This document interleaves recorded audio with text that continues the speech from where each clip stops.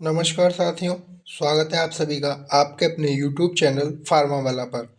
Pharma वाला आप सभी को फार्मेसी से रिलेटेड जितनी भी इम्पोर्टेंट अपडेट आ रही हैं, जो भी नोटिफिकेशंस रिलीज हो रहे हैं और हमारे यूपी स्कॉलरशिप से रिलेटेड जितनी भी अपडेट्स हैं, उन सभी की जानकारी सबसे पहले आपको प्रोवाइड करा रहा है। तो आप सभी चैनल को ज़रूर सब्सक्राइब करिएगा एंड बेल आइकन को ज़रूर प्रेस रखिए, जिससे कि कोई भी वीडियोज़ का नोटिफिकेशन आपसे मिस ना हो सके। हमारे चैनल पर आपको AKTU, PCI, यूपीटेट से रिलेटेड जितनी भी अपडेट्स हैं, उन सभी की जानकारी भी एक ही प्लेटफॉर्म पर दी जा रही है। तो आप सभी चैनल को ज़रूर सब्सक्राइब करिए। दूसरा जी, आज हम जो वीडियो में बात कर रहे हैं, वो हम यूपी स्कॉलरशिप से रिलेटेड जो एक सर्कुलर आया है, जो कि दिनांक हमारा 25/3/2026 को, यानी कल की डेट में जो सर्कुलर आया था, उसके बारे में बात कर रहे हैं। और दूसरा, जो हमारा जनरल SC ST वालों को पैसा है वो कब आएगा, उसके लिए भी एक सर्कुलर आया हुआ है और न्यूज़ भी आई हुई है, तो उसके बारे में बात करेंगे। तो सबसे पहले इस सर्कुलर को देख लेते हैं, जिसमें जो इनका विषय है वो लिखा हुआ है कि दसमोत्तर कक्षाओं में अध्ययनरत अन्य पिछड़े वर्ग के छात्र छात्राओं को दसमोत्तर छात्रवृत्ति योजना के अंतर्गत वित्तीय वर्ष 25-26 के आय व्यय के अनुदान संख्या 79 में प्रावधानित धनराशि की वित्तीय स्वीकृति। ठीक है, तो ये जो सर्कुलर है वो हमारा पिछड़ा वर्ग कल्याण के विभाग से आया हुआ है, यानी OBC के। उन्होंने जो बच्चे मतलब स्कॉलरशिप के लिए पात्र हैं, उसमें जो दसमोत्तर कक्षाओं में अध्ययनरत हैं या फिर दसमोत्तर छात्रवृत्ति योजना के अंतर्गत उन्होंने मतलब अपना आवेदन कर रखा है, तो उनका जो पैसा है उससे रिलेटेड ये सर्कुलर आया है। सर्कुलर आप पढ़ सकते हैं, मैं इसे भेज दूंगा आपके अपने टेलीग्राम चैनल पर, वहाँ से जाके डाउनलोड करके आप पढ़ सकते हैं। इसमें बहुत चीज़ें दे रखी हैं जो मतलब आप इसे पढ़ के ही समझ पाएंगे।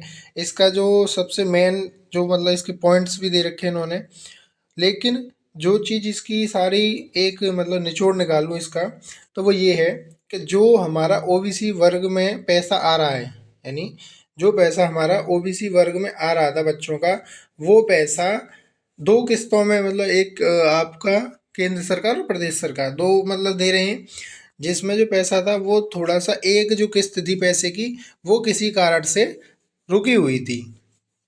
तो जैसे इसमें साफ लिखा हुआ है कि जो इनका दिनांक 12/11/25 द्वारा SNA स्पार्स प्रणाली के अंतर्गत निर्गत 12,879,000 की वित्तीय स्वीकृति निरस्त किए जाने व योजना के अंतर्गत SNA प्रणाली के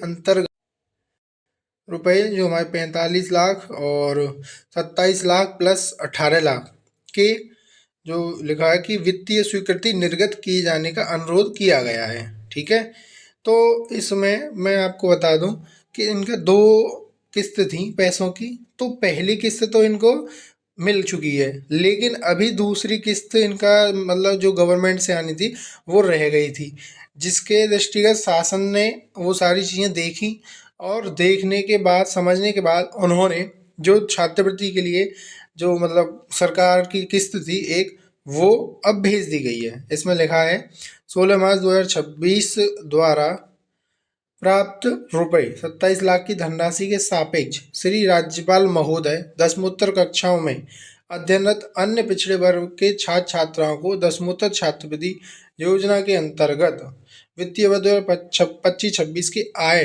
व्यय की अनुदान संख्या के अंतर्गत केंद्रांश रुपए 27 लाख एवं राज्यांश रुपए 18 लाख, अर्थात कुल धनराशि 45 लाख रुपए 4 अरब 50 करोड़ मात्र को निम्नलिखित शर्तों प्रतिबंधों के अधीन व्यय किए जाने हेतु आपके निर्वर्तन पर रखे जाने की एतरा द्वारा सहर्ष स्वीकृति प्रदान करते हैं। इन्होंने जो है मतलब जो स्वीकृति है पैसे की वो दे दी है। तो अब हो सकता है कि OBC वाले बच्चों का, जो बच्चे रह गए हैं उनका पैसा दूसरा हो सकता है, मतलब कुछ बच्चों का पैसा कम भी आया है। जैसे उन्होंने जो क्लेम फीस करी, क्लेम फीस जैसे किसी की 40,000 रुपये है, ठीक है, और उनका जो पैसा आया है वो 20,000 रुपये आया है या 18,000 रुपये आया है, तो उन बच्चों का हो सकता है पैसा कि आपको दोबारा एक और किस्त में मिल जाए। ठीक है, तो OBC वाले वर्ग के बच्चों के लिए ये मतलब अच्छी अपडेट है। और उनका पैसा जो है वो दोबारा स्वीकृत कर दिया गया है शासन द्वारा, जो कि हमारे जो संयुक्त सचिव हैं उमेश यादव जी, उनके द्वारा उत्तर प्रदेश शासन में ये जो मतलब पैसे का चल रहा है वो वहाँ से स्वीकृति मिल चुकी है उनको। दूसरी चीज़, अब हम बात करें कि हमारा जो जनरल SC और ST वाले बच्चों का पैसा कब आएगा, उसका मैं दिखा दूँ आपको न्यूज़। तो ये न्यूज़ है वो CCS यूनिवर्सिटी मेरठ से है, जिसमें उन्होंने मतलब बताया हुआ है कि सभी छात्र छात्राओं को छात्रवृत्ति के संबंध में सूचित किया जाता है कि उत्तर प्रदेश समाज कल्याण विभाग और पिछड़ा वर्ग कल्याण विभाग निदेशालय लखनऊ द्वारा अवगत कराया गया है कि छात्रवृत्ति की धनराशि छात्रों के खातों में प्रेषित करने की प्रक्रिया वर्तमान में जारी है, वो चल रही है। अतः सभी छात्र छात्राएं 31 मार्च 2026 तक धैर्य बनाए रखें। दूसरा, इसके अतिरिक्त आपको यह भी अवगत कराया जाता है कि 28, 29, 30 एवं 31 मार्च 2026 के दिन छात्र छात्राओं के लिए अत्यंत महत्वपूर्ण हैं, क्योंकि इन तिथियों में बड़ी संख्या में छात्रवृत्ति की धनराशि प्रेषित की जाती है।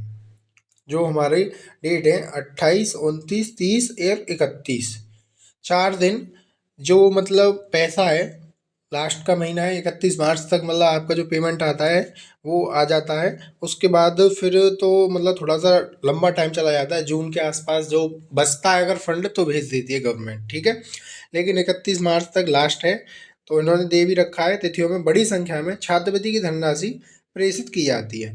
आप किसी भी वर्ग, सामान्य, अन्य पिछड़ा वर्ग, अनुसूचित जाति, अनुसूचित जनजाति या अल्पसंख्यक वर्ग से संबंधित हों, इन दिनों में छात्रवृत्ति प्राप्त होने की प्रबल संभावना रहती है। वर्तमान में प्रदर्शित हो रही छात्रवृत्ति की स्थिति को लेकर चिंतित होने की आवश्यकता नहीं है। अधिकारियों के अनुसार शीघ्र ही छात्रवृत्ति की स्थिति का NIC स्तर से अपडेट कर दिया जाएगा, ठीक है। तो ये जो मतलब उन्होंने न्यूज़ दिया अपने बच्चों के लिए, वो यूनिवर्सिटी CCS यूनिवर्सिटी मेरठ से है, तो उन्होंने बताया हुआ है सारी चीज़ें। आप सभी को भी पता है कि 31 मार्च तक जो है आपका पैसा वो आ जाएगा। 28, 29, 30, 31 ये 4 डेट आपके लिए बहुत ही महत्वपूर्ण है। और दूसरा बच्चों का जो सवाल है कि मतलब जो DBT वाला है, जैसा DBT हमारा इनेबल है, डिसेबल है, उसे कैसे इनेबल करें, तो मैं दिखा दूंगा आपको। DBT जब आप चेक करते हैं तो यहाँ पर आपका आधार नंबर आता है। देन आपको मैपिंग स्टेटस में देखना है, जैसे इनका है नॉट इनेबल फॉर DBT, यानी इनका जो DBT है वो इनेबल नहीं है। और जो बैंक है इनका पंजाब एंड सिंडिकेट बैंक जो भी ये मतलब है वहाँ पे। और इनकी जो लास्ट अपडेट है वो 2025 1/2/2025 है, ठीक है। लेकिन फिर भी इनका जो DBT है वो इनेबल नहीं है। तो इनका DBT इनेबल नहीं है, इनका मैंडेट फ्लैग भी वाई है, वो सारी चीज़ें सही हैं इनकी, लेकिन DBT इनेबल नहीं है, तो इनका पैसा इनको नहीं मिल पाएगा। तो आप सभी इस चीज़ को ध्यान में रखें। इसकी वीडियो की लिंक मैं डिस्क्रिप्शन में दे दूंगा, वहाँ से आराम से आप इसे चेक कर सकते हैं, कोई प्रॉब्लम नहीं है।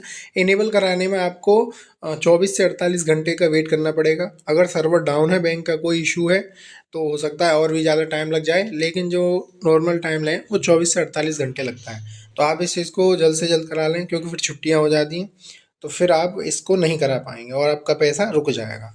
नेक्स्ट वीडियो जो भी अपडेट होगी उसके लिए बनाई जाएगी। तो आप सभी जब तक चैनल को ज़रूर सब्सक्राइब करिएगा, बेल आइकन को प्रेस ज़रूर रखिए।